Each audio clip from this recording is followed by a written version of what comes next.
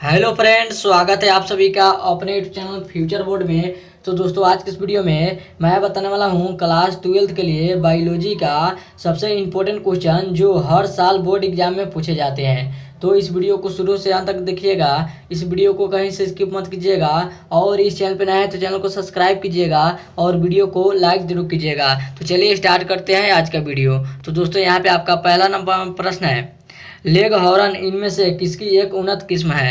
आपका क्वेश्चन है, leg horn इनमें से किसकी एक उन्नत किस्म है। बताइए कमेंट करके इसका आंसर क्या होगा।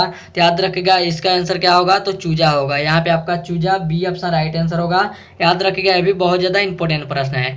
आगे बढ़ते हैं अगला प्रश्न को। तो दोस्तों, यहाँ पे आपका अगला प्रश्न है, तो यहाँ पे आपका अगला प्रश्न है, पारस्परिक आश्रय होता है। आपका क्वेश्चन है, पारस्परिक आश्रय होता है। बताइए कमेंट करके इसका आंसर क्या होगा। तो याद रखिएगा, तितलियां तथा फूलों के बीच होता है। क्या होता है, तो तितलियां तथा फूलों के बीच होता है। यहाँ पे आपका बी ऑप्शन राइट आंसर होगा। चलिए अगला प्रश्न को चलते हैं। तो दोस्तों, यहाँ पे आपका अगला नंबर प्रश्न है, किसी भी जनसंख्या में उपस्थित समस्त जीव एवं उसके अलील कहलाते हैं। तो बताइए इसका आंसर क्या होगा। आपका क्वेश्चन है, किसी भी जनसंख्या में उपस्थित समस्त जीव एवं उसके अलील कहलाते हैं। तो बताइए इसका आंसर क्या होगा। तो याद रखिएगा, जीन कोश कहते हैं। क्या कहते हैं, तो उसे जीन कहलाते हैं, जीन कोश कहलाते हैं। इसलिए यहाँ पे आपका ए ऑप्शन राइट आंसर होगा। एक बार और क्वेश्चन को देखते हैं। तो दोस्तों, यहाँ पे आपका क्वेश्चन है, किसी भी जनसंख्या में उपस्थित समस्त जीन एवं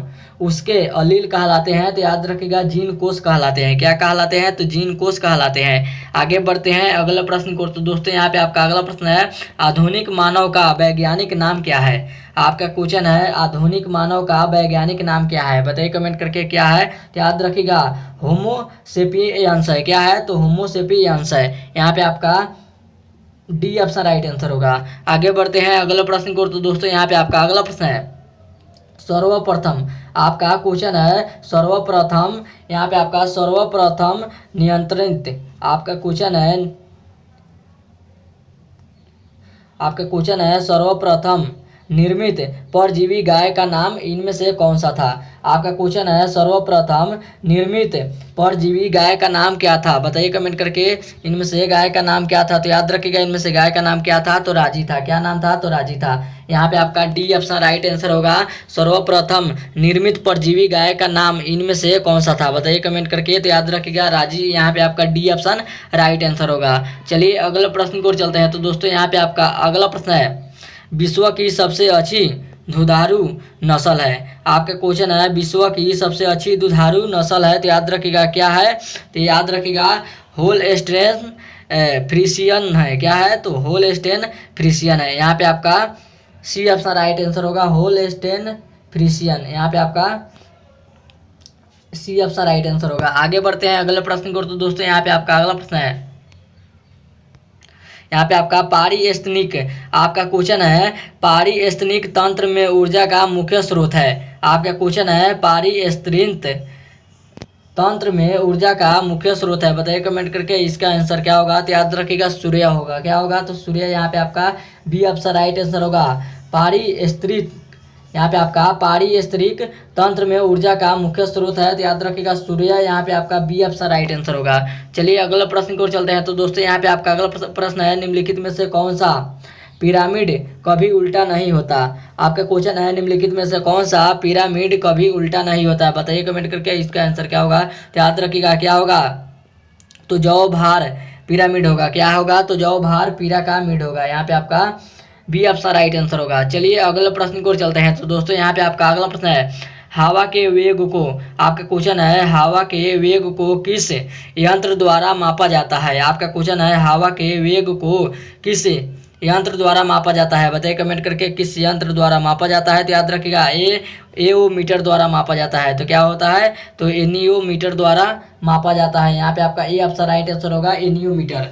चलिए अगले प्रश्न को चलते हैं। तो दोस्तों, यहाँ पे आपका अगला प्रश्न है, पहली ट्रांसजेनिक फसल थी। आपका क्वेश्चन है, पहली ट्रांसजेनिक फसल थी। तो याद रखिएगा इसका आंसर क्या होगा। तो याद रखिएगा असली। यहाँ पे आपका असली बी ऑप्शन राइट आंसर होगा। चलिए अगला प्रश्न को चलते हैं। तो दोस्तों, यहाँ पे आपका अगला प्रश्न है, एलर्जी के कारण निकलने वाला रसायन है। आपका क्वेश्चन है एलर्जी के कारण निकलने वाला रसायन है, तो बताइए कौन सा रसायन है। तो याद रखिएगा सीरोटोनिक है। क्या है, तो सीरोटोनिन है। यहाँ पे आपका बी ऑप्शन राइट आंसर होगा, सीरोटोनिन। आगे बढ़ते हैं अगला प्रश्न को। तो दोस्तों यहाँ पे आपका अगला प्रश्न है, यहाँ पे आपका लिम्फोसाइट, यहाँ पे आपका लिम्फोसाइट का निर्माण कहाँ होता है।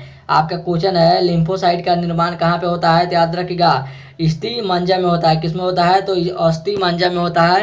यहाँ पे आपका अस्थि या अस्थि दोनों यही है, अस्थि मज्जा में होता है। यहाँ पे आपका ए ऑप्शन राइट आंसर होगा। आगे बढ़ते हैं अगला प्रश्न को। तो दोस्तों यहाँ पे आपका अगला प्रश्न है, निम्नलिखित में से किसकी प्रचुरता, आपका क्वेश्चन है निम्नलिखित में से किसकी प्रचुरता कोलोस्ट्रम में होती है। आपका क्वेश्चन है निम्नलिखित में से किसकी प्रचुरता कोलोस्ट्रम में होती है। बताइए कमेंट करके इसका आंसर क्या होगा। तो याद रखिएगा एलजीएम में होता है। किसमें होता है, तो एलजीएम में होता है। यहाँ पे आपका सी ऑप्शन राइट आंसर होगा। चलिए अगला प्रश्न को चलते हैं। तो दोस्तों यहाँ पे आपका अगला प्रश्न है, आरएनए से बनने वाले डीएनए को क्या कहते हैं। आपका क्वेश्चन है आरएनए से बनने वाले डीएनए को क्या कहते हैं। तो याद रखिएगा क्या कहते हैं, तो आरएनए कहते हैं। क्या कहते हैं, तो आरएनए कहते हैं। यहाँ पे आपका सी ऑप्शन राइट आंसर होगा।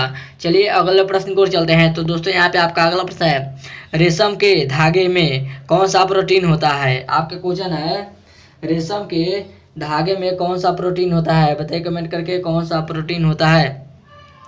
तो यहाँ पे आपका फिब्रोइन होता है। क्या होता है, तो फिब्रोइन होता है। यहाँ पे आपका ए ऑप्शन राइट आंसर होगा, फिब्रोइन। चलिए अगला प्रश्न को चलते हैं। तो दोस्तों यहाँ पे आपका अगला प्रश्न है, दूध से दही बदलने से किस विटामिन की मात्रा बढ़ती है। आपका क्वेश्चन है दूध को दही में बदलने से किस विटामिन की मात्रा बढ़ती है। बताइए कमेंट करके। याद रखिएगा विटामिन ए की मात्रा बढ़ती है। किसकी मात्रा बढ़ती है, तो विटामिन ए की मात्रा बढ़ती है। आगे बढ़ते हैं अगला प्रश्न को। तो दोस्तों यहाँ पे आपका अगला प्रश्न है, जैविक खाद का मुख्य स्रोत है।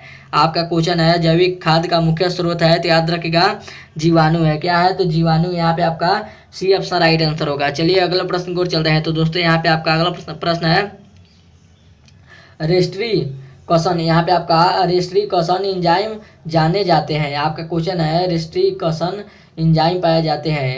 तो बताइए इसका आंसर क्या होगा। तो याद रखिएगा क्या होगा, तो प्लाज्मिड के रूप में होते हैं। क्या होते हैं, तो प्लाज्मिड के रूप में होते हैं। यहाँ पे आपका सी ऑप्शन राइट आंसर होगा। चलिए अगला प्रश्न को चलते हैं। तो दोस्तों यहाँ पे आपका अगला प्रश्न है, एगारोज किससे प्राप्त होता है। आपका क्वेश्चन है एगारोज किससे प्राप्त होता है। याद रखिएगा इनमें से कोई नहीं। इसका यहाँ पे आपका डी ऑप्शन राइट आंसर होगा, इनमें से कोई नहीं। चलिए अगला प्रश्न को चलते हैं। तो दोस्तों यहाँ पे आपका अगला प्रश्न है, निम्नलिखित में से कौन अकार्बनिक पदार्थ का उपयोग करता है। आपका क्वेश्चन है निम्नलिखित में से कौन अकार्बनिक पदार्थ का उपयोग करता है। बताइए कमेंट करके इसका आंसर क्या होगा। तो याद रखिएगा यहाँ पे आपका मृत जीवी, यहाँ पे आपका बी ऑप्शन राइट आंसर होगा।